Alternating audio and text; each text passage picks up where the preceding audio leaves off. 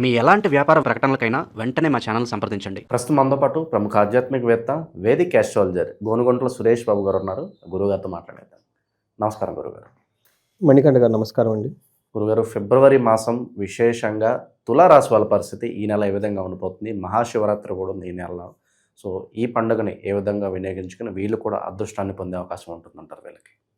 So ఖచ్చితంగా తులారాశి గురించి చూద్దామండి. సో ముందు ఒక చిన్న ప్రార్థన. ఓకే.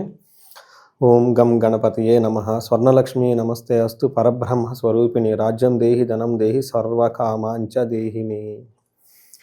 ప్రతి ఒక్కళ్ళకి స్వర్ణలక్ష్మి కృపా కటాక్షంతో రాజ్యం రావాలంటే అధికారం ఉండాలి. ఓకే. ధనం ఉండాలి. ఓకే.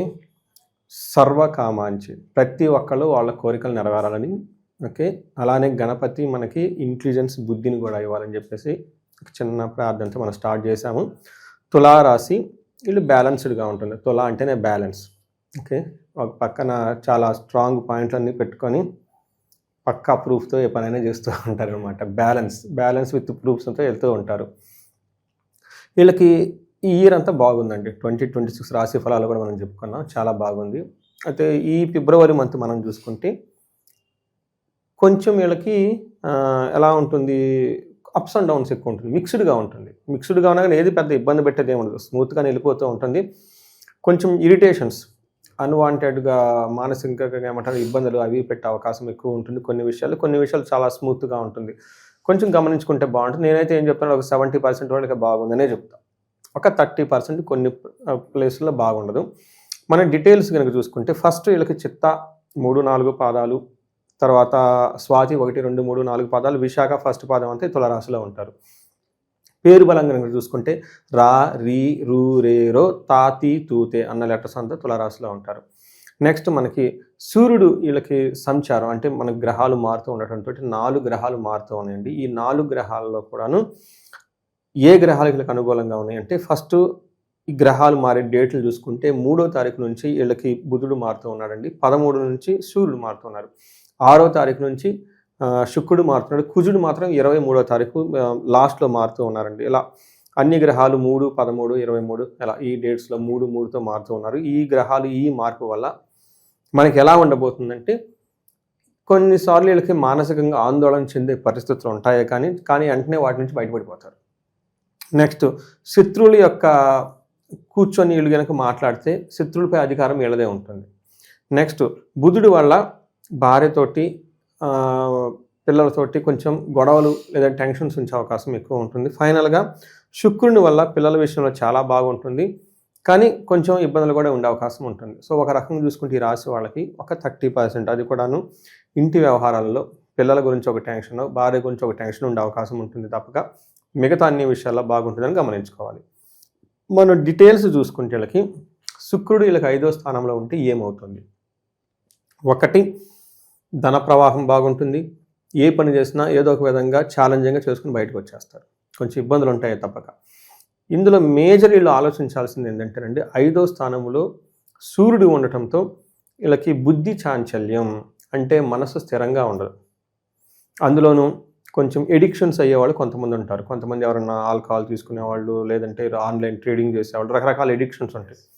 వాళ్ళకి అవసరం ఉండదు, అంటే టూ మచ్ కావాలన్న యాటిట్యూడ్తో మైండ్ ఉంటుంది వీళ్ళకి. మంచి అయితే ఓకే, ఇన్కేస్ చెడైతే అది ప్రాబ్లం క్రియేట్ చేసే అవకాశం ఎక్కువగా ఉంటుంది. అందుకని మనకేం చెప్తారంటే మనస్తాపం, సుహృద్వేషం, ధనవ్యయం, అంటే ధనవ్యయం ఉంటుంది, బుద్ధి అనేది అటు ఇటు కదులుతూ ఉంటుంది. అలా మనస్తాపానికి గురే అవకాశాలు ఎక్కువగా ఉంటుంది అనమాట. నెక్స్ట్ కుజుడు వచ్చేటప్పటికి వీళ్ళకి మిక్స్డ్ రిజల్ట్, అగైన్ వీళ్ళు కూడా మిక్స్డ్ రిజల్ట్ ఇస్తున్నారు. ఒక పక్క అగైన్ ధనాన్ని ఇస్తూ ఉన్నారు. రెండో పక్కన ఏమవుతుందంటే వీళ్ళకి భయం, క్రూరం, బంధువైరం, ధనక్షయం, రోగాది పీడనం. అంటే ఏం చెప్తారంటే కొంచెం లక్ అనేది కొంచెం తక్కువగా ఉంటుంది. బంధువులతో కొంచెం గొడవలు పడే అవకాశం ఎక్కువగా ఉంటుంది. ధనం కోల్పోయే అవకాశం ఎక్కువ ఉంటుంది, కానీ ధనం వచ్చే అవకాశం కూడా ఉంటుంది. ఈ ప్రకారంగా వీళ్ళకి కుజుడు కొంచెం ఏమంటారు బ్యాలెన్స్డ్గా వెళ్తూ ఉన్నారు అని గమనించుకోవాలి. నెక్స్ట్ మోస్ట్ ఇంపార్టెంట్, శుక్రుడు, తులారాశి అధిపతే శుక్రుడు. వీళ్ళకి 5వ స్థానంలో ఉండటంతో విశేషమైన లాభం వస్తుంది. మహాభాగ్య యోగం, అంటే మనకేం చెప్తారంటే త్రికోణాలలో ఏదైనా కనుక శుభగ్రహం ఉంటే చాలా మంచి జరుగుతుంది అని చెప్తారు.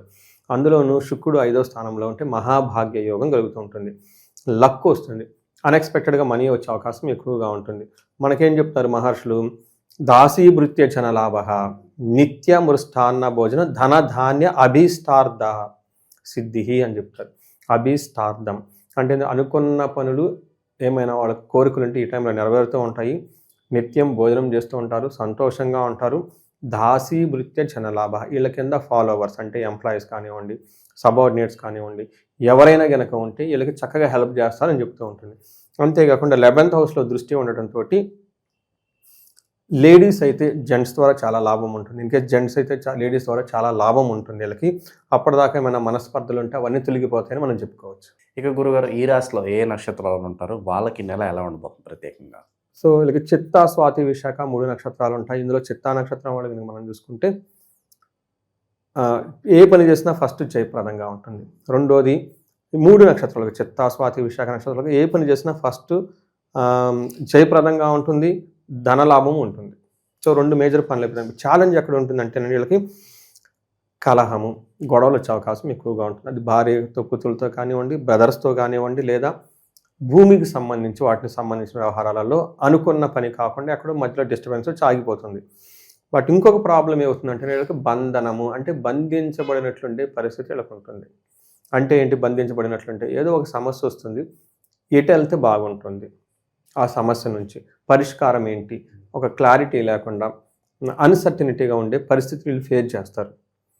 అందుకని వీళ్ళు ఒక సబ్జెక్ట్ మ్యాటర్ ఎక్స్పర్ట్ని కలవటం, గురువులను కలవటం, లేదంటే జ్యోతిష శాస్త్రం చెప్పించుకుంటే మంచి క్లారిటీ వస్తుంది. ఎందుకంటే చాలామంది వస్తుంటారు, ఏమంటే జాబ్ ప్రాబ్లం కావాలి, బిజినెస్ చేయమంటారా?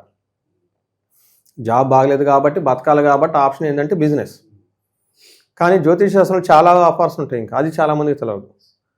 ఓకే, ఇటు జాబు చేయము, బిజినెస్ మనకు సెట్ కాదు, జాబు లేదు, ఎట్లా ఏంటి అనేది జ్యోతిష్ శాస్త్రంలో మధ్యలో చాలా పార్ట్స్ ఉంటాయి, అవి చదవదనమాట. అవి కనుక తెలుసుకుంటే ఇంకా చాలా బాగుంటుంది. నాకు వచ్చి చాలామంది ఈ మధ్య యూఎస్ నుంచి క్లయింట్స్ ఈ ట్రంప్ అని, H1B వీసాలని అవన్నీ వచ్చేసి జాబ్ ఫ్రస్ట్రేషన్ అయిపోయి, ఏమంటే మాకు జాబ్ వదిలేస్తున్నాం పర్టికులర్గా, అందుకే నేను 35 to 45 రీసెర్చ్ గ్రూప్ అంటాను. అప్పటిదాకా బాగుండి సడన్గా జాబ్ వద్దంటాడు. పోనీ జాతకం చూస్తే చాలామంది, కొద్ది మందికి మాత్రమే బిజినెస్ సపోర్ట్ ఉంటుంది. బిజినెస్ సపోర్ట్ ఉన్న వాళ్ళకి జాబ్ దాకా పోరు ఫస్ట్. అందులో 10 years ఒక వ్యక్తి చేశారంటే చాలా కొద్ది మందికి మాత్రమే ఆ యోగం ఉంటుంది మళ్ళీ బిజినెస్ చేసేది. బతకాలి కాబట్టి మళ్ళీ బిజినెస్ అంటారు. మళ్ళీ బిజినెస్ పెట్టి మళ్ళీ లాస్ అయ్యి మళ్ళీ డబ్బు సంపాదన అంతా పోగొట్టేసుకొని మళ్ళీ తిరిగి జాబ్లో చేరాలంటే పెట్టుకునేటప్పుడు ఈ 15 సంవత్సరాలు సంపాదించిన మొత్తం పోతుంది. అందుకని అలాంటి కాస్ట్లీ మిస్టేక్స్ చేయకుండా ముందుగానే ఒక కన్సల్టేషన్ తీసుకొని ఎటు వెళ్తే బాగుంటుందని ఒక క్లారిటీతో వెళ్తే చాలా బాగుంటుంది. మీ ఓన్ హారోస్కోప్ ఏం చెప్తుంది, where you are very strong అని. తర్వాత ఇలా బంధించబడినట్లు పరిస్థితి ఉంటుంది. ఇది కనుక చేసుకుంటూ ఉంటే చాలా బాగుంటుంది. అంటే ఇంతే తప్పక ఈ రాశి వాళ్ళు రాంగ్ డెసిషన్ తీసుకుంటారండి. చాలా కేర్ఫుల్గా ఉండాలి. చాలా రాంగ్ డెసిషన్ తీసుకొని అయ్యో డబ్బులు పోగొట్టుకున్నామే, అయ్యో ఆన్లైన్ ట్రాన్సాక్షన్ చేసి ఇతరులను నమ్మి మోసపోయే అవకాశాలు కూడా కనిపిస్తున్నాయి. ఈ ఉన్నాయి కదండి ఆన్లైన్ బిజినెస్లు, అవి ఇవి మొత్తానికి ఏదో సంథింగ్ చేసేస్తారు, అయ్యో పోగొట్టుకున్నామని బాధపడే అవకాశం ఎక్కువగా ఉంటుంది. చాలా కేర్ఫుల్గా ఉండాలి ఈ రాశి వాళ్ళు. సో ఏదున్నా కానీ వీళ్ళకి ధనం విషయంలో కొంచెం జాగ్రత్తగా ఉండాలి. వీళ్ళ బుద్ధి అటు ఇటు ఊగుసలాడుతూ ఉంటుంది, డెసిషన్ సరిగా తీసుకోలేరు. ఇలాంటి కన్ఫ్యూజన్ టైంలో ఎక్కువగా రాంగ్ డెసిషన్ తీసుకునే అవకాశం ఉంది. కాబట్టి మిగతా అన్ని విషయాలు వీళ్ళకి చాలా బాగుందని గమనించుకోవాలి. ఈ ధన నష్టం జరగకుండా ఉండాలన్నా, సో రాబోయే కాలం వీళ్ళకంతా బాగుండాలన్నా, అలాగే మనకి ఎగ్జామ్స్ సీజన్, బోర్డ్ ఎగ్జామ్స్ జరుగుతున్నాయి. సో విద్యార్థులు మంచిగా పర్ఫార్మెన్స్ చేయాలన్నా కూడా ఎటువంటి పరిహారాలు ప్రస్తుతం వీళ్ళకి బాగా అవసరం అంటారు గురుగారు? సో మీరు చెప్పినట్టు పరిహారాలండి, వీళ్ళకి ఫస్ట్ అండ్ ఫార్మోస్ట్ పరిహారం విష్ణు ఆలయాలు దర్శించుకోవాలి. ఎందుకంటే వీళ్ళు కన్ఫ్యూజన్లు ఎక్కువగా ఉంటారు.